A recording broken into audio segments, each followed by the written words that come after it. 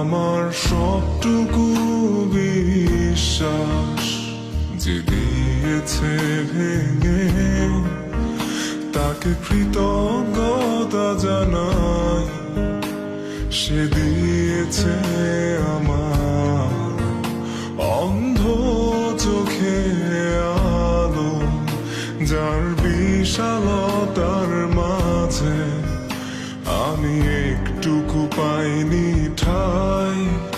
তাকে কৃতজ্ঞতা জানাই, সে যে দিয়েছে আমায় মহাশূন্যে আশ্রয়। আমার সব অপূর্ণতায় যেন হয় আমার শূন্য পথের প্রতি শ্রেয়তম আশীর্বাদ।